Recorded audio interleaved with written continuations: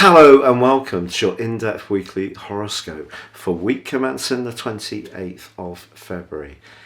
This is for the Sun or the Ascendant. As ever, I'm going to give you a broad overview of what to expect, but then please stay with me.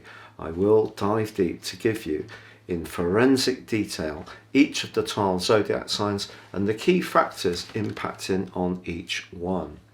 Now this week begins with the Sun, Jupiter and Neptune all in the sign of Pisces. And of course Jupiter is the traditional ruler, Neptune the co-ruler. Very much Pisces season. And on Wednesday we have a new moon. New moons are an opportunity to set our intentions. And having Jupiter in conjunction with the Sun is very reinforcing, very uplifting. So whatever it is that's important to you in terms of using this very mystical and very healing and very spiritual energies of this sign, this is a great time to think future forwards of how you'd like the next month of March to evolve for you. Now also this week we do have Uranus forging an electric but also supportive angle to the Sun and Jupiter. So being open-minded but using the benefit of our instincts and our intuition is going to be important, even around our resources, which is where Uranus and the North Node are impacting. Now on Wednesday, Mercury forges an exact conjunction with Saturn. Mercury is exalted in the sign of Aquarius, Saturn is the co-ruler. And this combination can see us think a little bit down about some issues, to be a bit more pessimistic.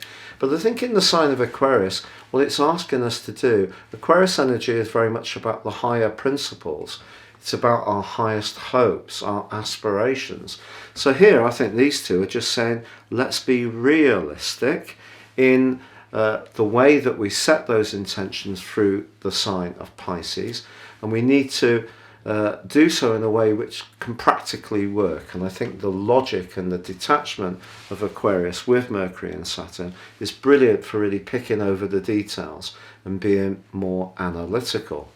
But Thursday also sees an incredibly important conjunction, and it's between Venus, Mars and Pluto.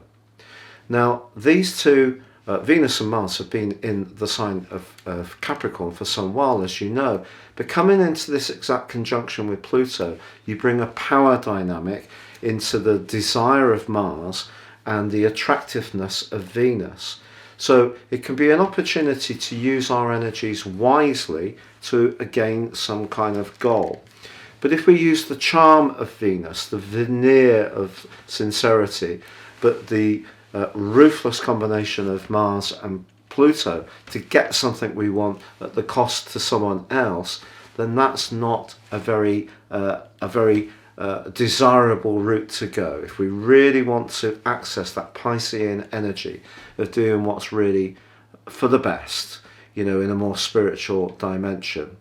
But by the end of this week, Sunday to be precise, Venus and Mars switch signs into the sign of Aquarius, and they're going to be within 3 degrees right through to the 20th of March. So for the first 3 weeks of March, the more sociable, interactive energy of Venus and Mars in Aquarius is going to give us a platform to mix and mingle a lot more, I feel, as COVID regulations get pushed back, so people are going to want to go out and enjoy themselves.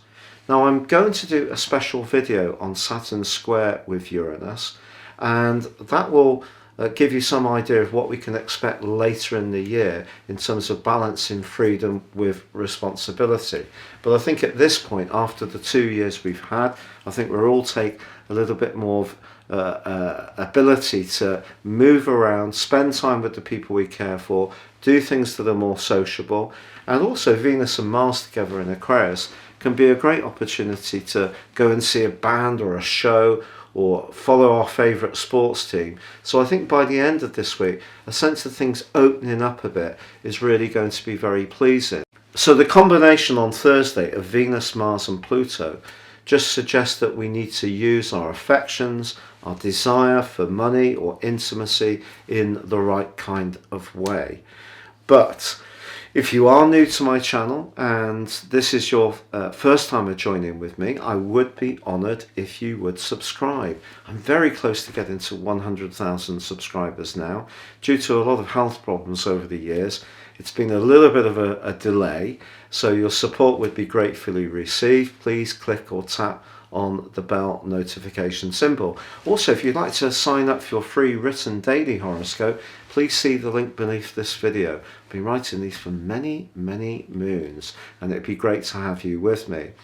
And if you don't really know beyond what your zodiac sign is, or even your ascendant, and you'd like to learn more, you can order my special package and get your character analysis with all your natal positions based on your birth data and a 12-month forecast, and get 30% off by seeing the link beneath this video. But please stay with me for your in-depth forecast for each zodiac sign. Hello Leo, and welcome to your weekly horoscope for week commencing the 28th of February.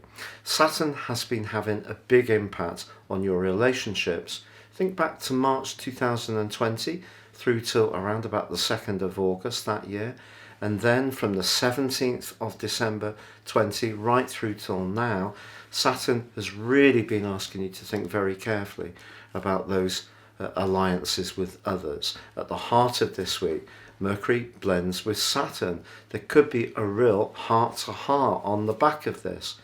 Mercury in the sign of Aquarius gives us the opportunity to discuss things in a more detached and hopefully objective way, because it is exalted in Aquarius and it gets easier perhaps to hear other people's viewpoints.